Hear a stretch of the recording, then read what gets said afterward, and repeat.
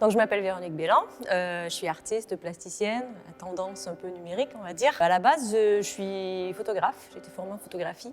Donc, je suis originaire de Montréal. Je suis arrivée en France pour faire l'école du Frénois à Tourcoing, qui est une école plutôt orientée multimédia, cinéma. Et du coup, ma pratique a pris, à partir de là, une tournure un peu plus, justement, tournée sur des installations numériques, installations sonores, multimédia, interactives, etc. Dans ma pratique, je m'intéresse beaucoup à tous les phénomènes qui sont imperceptibles à l'échelle humaine. En fait, on a tendance à penser qu'on voit tout, qu'on entend tout, alors que notre bande passante en tant qu'être humain, elle est assez limitée. Et donc, j'aime bien pointer des phénomènes qui sont a priori invisibles pour essayer, par différentes astuces, de les rendre visibles ou audibles pour le spectateur.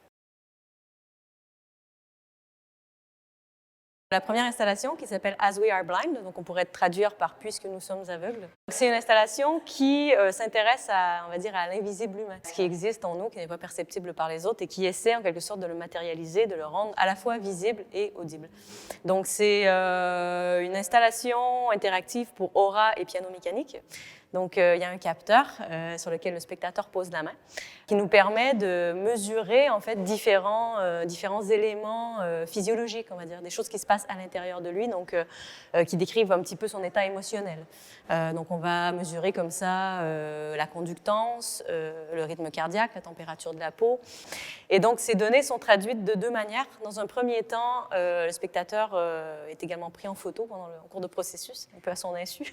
Et donc, une image de son aura lui est révélée, donc c'est son champ électromagnétique, enfin de l'électricité qui passe dans sa main, qui est révélée de manière physique, donc par des couleurs, transposition de couleurs dans l'image. L'ensemble de ces données, pendant ce temps, est traité par un programme informatique qui permet de générer une musique aléatoire qui correspond vraiment à l'état émotionnel de la personne.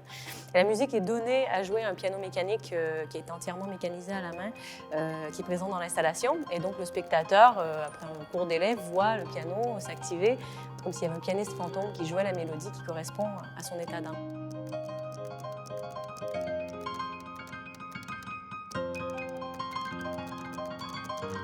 On est dans une espèce de rapport inversé où ce n'est pas une musique qu'on entend qui provoque une émotion, mais c'est plutôt notre état émotionnel qui vient provoquer une musique. Voilà.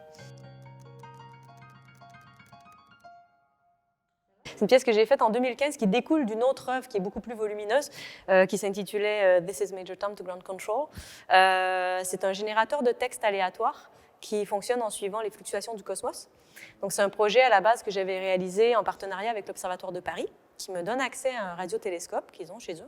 Et en fait, je reçois en temps réel les ondes radio qui viennent du cosmos, et ces ondes-là sont transformées avec un générateur de texte aléatoire, du coup, qui crée des phrases. Donc là, ici, c'est une version plus petite de l'installation, une version interactive, encore une fois. Donc le spectateur pose la main simplement sur le capteur qui est connecté donc, à cette brèche d'impact de météorite, d'attendre quelques secondes et on a notre phrase du cosmos qui nous est offerte. Donc sur un tout petit ticket de caisse, je lis « Il en va du ciel comme d'un toxicomane non atteint de daltonisme ». C'est vraiment quelque chose qui vient au service de la démarche artistique, c'est-à-dire que je vais avoir une idée, une envie, et puis après, il faut faire en sorte que cette idée puisse être réalisable, fonctionnelle, que ça existe.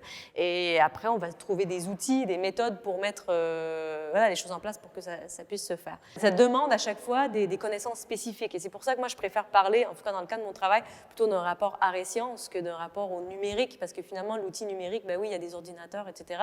Mais c'est vraiment les outils qu'on développe à partir d'un langage informatique qui nous permet d'arriver à avoir une œuvre qui fonctionne à la fin, quoi. Avec les chercheurs plutôt du coup en informatique musicale et en informatique linguistique, on a été très vite amenés à collaborer pour s'entraider en fait.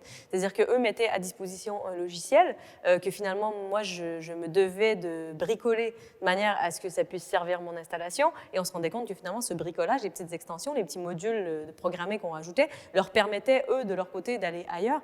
Il y a vraiment des liens comme ça qui peuvent se créer. J'espère que dans le futur proche on aura des outils facilitants pour ça, parce que je pense que et les chercheurs scientifiques et les artistes ont tout intérêt à travailler ensemble. Je pense qu'il se passe de très belles choses dans des rencontres comme ça. Ça développe l'imaginaire, enfin.